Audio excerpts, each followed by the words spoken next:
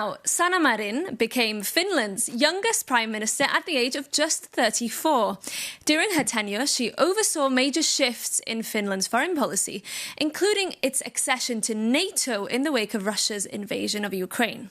Our Europe editor Maria Tadeo sat down with Sanna Marin yesterday and started by asking her about Peter Magyar's victory over Orban in Hungary and what it could mean both for Hungary and the European Union.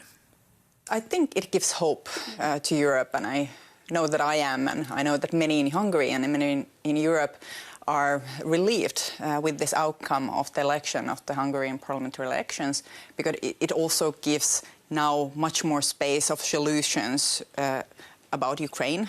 We all know that Orban have Ukraine under his pressure on many occasions and many situations. So, of course, we hope that now things will flow forward. And also, I think it's hope for Hungarian people. And, of course, you were Prime Minister of Finland.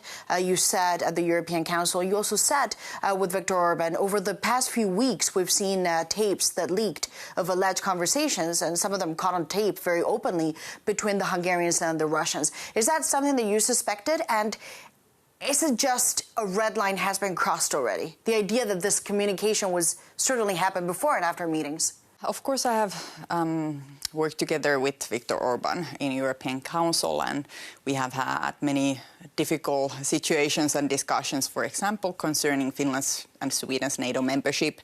Hungary was a second of the last countries that ratified our NATO membership, and there have been many situations. And we know that Orban has very different view on the war in Ukraine, and also, for example, rule of law, applying rule of law in Europe. Ukraine cannot win it. You said objectively, Ukraine cannot win it. You've said Ukraine can win it. So Ukraine must win it. I would say Ukraine must win it. If Ukraine doesn't win the war or have an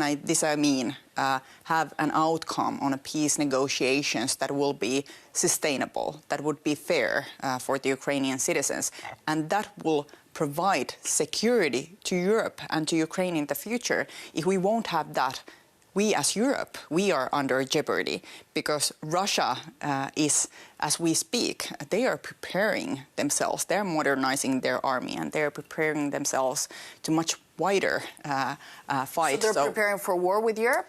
The rest of the continent? I wouldn't rule that out. And we also need to prepare. And for that, we need strong Ukraine, because Ukraine has the largest, most functional and modern army with modern warfare experience. And without Ukraine, we are vulnerable. We need their lessons learned. We need their help. And we need to understand that we are as dependent on Ukraine and Ukrainian capabilities, that Ukraine is dependent on our help. And you mentioned NATO. There's been a lot of friction over the past few weeks. Certainly the president of the U.S. making it very clear that he believes the Europeans have done very little in Iran, and also has said that NATO without the U.S. is a paper tiger. When I hear these words, this is exactly what Russia would like to hear. NATO is a paper tiger, and the U.S. may consider reassessing their relationship. How concerned are you? Because a country like yours certainly needs a strong NATO. I'm very glad, and I still support our decision joining NATO. I think it was the right one. At the same time, we have to understand and realize that NATO is a different organization now than it was when we and Sweden joined. Because Trump is a president? Because of the changing relationship between US and Europe. It has already changed, and it is changing, and this is a fact that we cannot escape.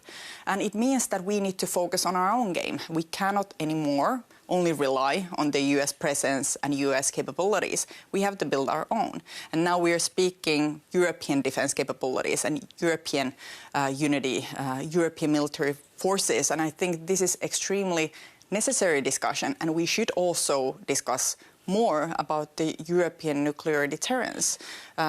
This is a discussion that I see happening already, and the necessity to have it.